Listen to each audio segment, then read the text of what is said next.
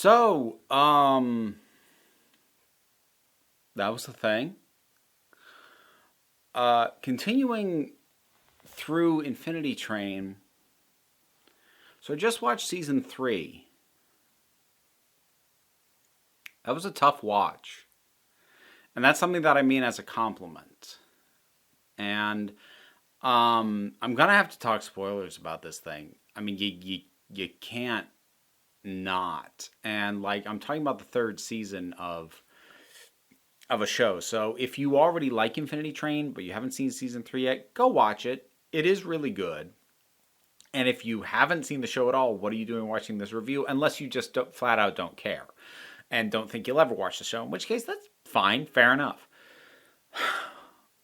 So the third season of Infinity Train, much like the second season, picks up with a character who was introduced the previous season and follows them after the events where we saw them previously. So we're following Grace primarily, and then secondarily Simon. Now, Grace is the leader of the Apex, who are this sort of Lost Boys style thing. They're very raucous, rambunctious. They're kind of into destruction. It's a whole bunch of kids who are passengers on the train. And a lot of what they do is guided by a false assumption and a false belief that higher numbers are better, whereas they do not. At the start of this, they just flat out don't realize and understand, and then later some will not wish to understand, that the intent of the train is for you to work through your issue and get your number down to 0 and then leave. They have a fundamental misunderstanding of all of it, compounded by a few things. The first, a misunderstanding of the numbers, what they represent. They think higher is better. This partially, like I'm talking the whole thing here. This partially has to do with the first encounter that Grace herself had with Amelia, who was the conductor at the time. She wasn't supposed to be. That was the whole thing that went on in the first one. But, you know, she briefly saw Amelia's arm and saw how high the numbers were, that they stretched up. So, like, when she saw what she thought was the conductor, saw a number high, like, high number must be good. And then when Amelia was removed from that and 1-1 put back where he was supposed to be as the actual conductor, that threw off her understanding. And that got adapted into this idea of, well, that was the true conductor. Now we have a false conductor. And since the false conductor, by their measure, came into control, passengers have started disappearing. In reality, people are just getting their number down to 0 and leaving, which is what's supposed to happen. But again, a misunderstanding of these compounding things leads to this initial core belief that a high number is a good thing, and that belief then drives the behavior, because the behavior that gets your number up is destructive and hurtful behavior. Now, the Apex aren't going to hurt each other. They have an understanding and a unity amongst each other, but they know that destroying cars, taking things, burning things, wrecking things, killing the denizens, which they call nulls, because they believe that they are nothing. The passengers are all that matter. Everything else here was made for us as passengers, which they're not technically wrong about, but they disregard the personhood, the consciousness of the denizens of the train, and consider them as less than nothing. And they are comfortable enough in that belief that at best they are absolutely apathetic to the idea that these things hurt or fear or have thoughts at all. And at worst, they're outright sadistic. So that's where we're starting from. And we have Grace and Simon being separated from the rest of the Apex and then trying to work their way back to the car that is their base of operations. Encountering a young girl named Heather, who is accompanied by a denizen of the train named Tuba, much like how Tulip was accompanied by Atticus, and how we find out that initially when he started, Simon was accompanied by the cat, who we've seen in the previous 2 seasons. So we now have this push and pull of Grace and Simon, where Simon has no use for the trappings of being gentle. He sees things as harsh. He said, let's just be honest about what it is. He has no patience for a 6-year-old child that has made friends with a denizen. He doesn't care about her feelings. Or if he does, it's to the extent that he honestly believes, well, look, I got through a lot of pain and I'm fine now. You might as well deal with the pain of realizing these things are nothing now. And then there's Grace. So Grace, it's funny. Despite what happens towards the very end, what was really hard for me to watch, what made this a tough watch, from an early point, actually from episode 1 of this season, wasn't Simon, it was Grace. Because Grace is actually a deeply empathetic character. She recognizes and understands and accounts for other people's feelings, which makes her incredibly good at dealing with and bonding with kids younger than her. She's incredibly good at knowing how to handle them and empathizing with their feelings, which Simon is absolutely crap at. But it was really unsettling to watch that empathy be used to twist people into the belief that these other living things aren't deserving of recognition, love, acknowledgement, being thought of as anything. Seeing her use empathy to push people to that kind of outlook and that kind of direction was hard. And it was hard because it was well executed. And the other thing is, and if I had known where things were going as it moved forward, especially with Simon, if I'd seen it on paper, like a plot outline, I would have been really concerned about a handful of things, especially the idea of, given that the designation of the season is, I think, the cult of the conductor, and that there is sort of this certain layers of religiosity to the apex, with terms like the false conductor and the sort of worship of the idea of what they think the conductor is. There is a certain religious allegory in all of that. And I've gone on massive rants before. This is probably the key one to look at. Really taking a lot of issue of when properties, especially sci-fi properties, take shots at religion, because by and large they seem frequently, to my eyes, have a fundamental misunderstanding of what faith is, why people have it, and why they hold on to it.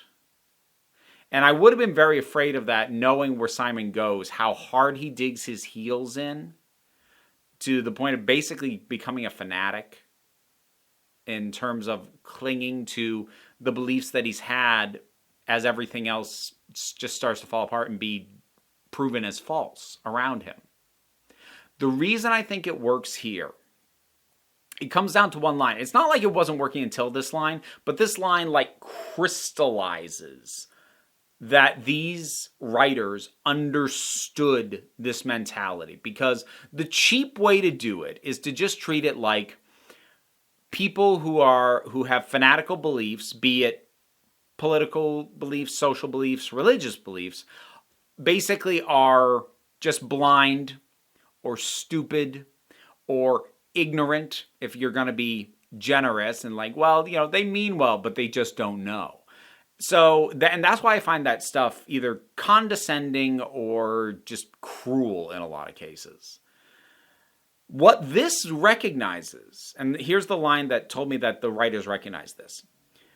There's a line Simon says to Grace when they have their final confrontation, where he says, "Why would I change when I'm always right?" A huge factor in why people dig their heels in on harmful beliefs, any harmful belief, is ego defense. Because realizing that you were wrong means having to grapple with everything you did when you thought you were right. And we've watched Grace start to grapple with this, with her bonding with the character of Heather, this 6-year-old girl who we learn, and she learns over time, is in fact not a passenger, but a denizen of the train as well. And she had already started to bond with her, so she starts to see them as people. But it's not just hitting a light switch and suddenly she gets it. We watch over these 10 episodes how that understanding shakes her foundational beliefs. And then meeting Amelia, interesting seeing her come back and see what she's currently up to. That was nicely done. But seeing her meet her and have her fully realize just how wrong she's been, that's not treated as a, oh my God, I was wrong, I need to change. You watch her grapple with it. It hurts her to realize how wrong she has been. And if you are not willing or prepared to go through that very traumatizing experience of realizing the depth of what you've done under a twisted or false belief, then you will dig in harder. Because many people, not just religious people, but many people who cling to an ideology, any ideology, can either come at it initially or have it form the foundation of a standing position that basically says, I assume I am right. That is my starting assumption. And that anything that I encounter that says I'm not, I will push back against. As opposed to coming at it from a position of, let's assess all the information and then I'll decide what I think is correct. Coming in and assuming, here's what I already believe, and I assume I'm right. And that's the position that people come in where they keep doubling down as they get pushback. And it also manages to do that without completely dehumanizing Simon. At least I don't think they did. Because it does recognize that what the trauma that brought him here, both imposed by what happened to him before he met Grace, when he was abandoned by the cat, and then what Grace indoctrinated him into. And while I appreciate that this does acknowledge that Simon is a monster of Grace's making, it also does not remove responsibility from him or place it entirely on her. Because she, as she herself points out, I am not making you do this. She may have been wrong.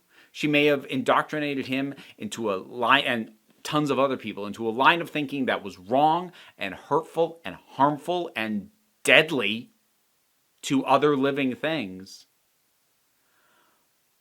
But all she did was present him the ideas, and that is on her. But she didn't make him do any specific action. She is responsible for the foundation that was built underneath him. She is not responsible for the actions he takes off of that foundation. He is responsible for that. And so that is also a really good understanding of culpability in a situation like this. Yes, the person who is instilling these hurtful ideas, and I'm going to largely focus on the idea of these other living things, they're not really people. Someone who instills that into other people, they bear some responsibility, but not all responsibility for what happens after that, because people do still make their own choices based off those beliefs. Instilling hateful beliefs, that is a very bad thing.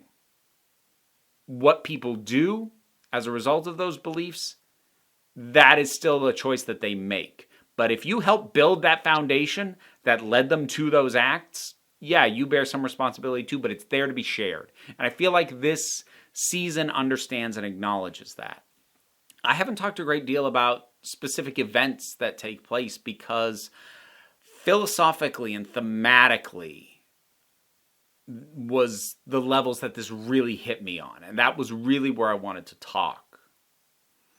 And maybe part of why I'm latching onto that as hard as I am is, as a gender fluid person, as part of the trans community, I exist as part of a group that there are other groups in this world, society, country, who have decided that I am less than they are, that I am less than a person, that I am less deserving of respect, that I am null as far as they are concerned. So watching that mentality be instilled was hard, but it was well done. And watching the consequences of that play out were also difficult, but that was also well done. I also kind of like the ending, the ambiguity of it. I think to a certain extent, all 3 seasons end with a certain amount of ambiguity of varying degrees. Because the first season ends with Tulip getting off the train, but you don't really, you see a little bit of what happens after that, and things seem mostly better. Okay, not a ton of ambiguity there. A fair amount in the second season because, yeah, Lake got off the train, but it's like, how does it work from here on out, you existing in the real world?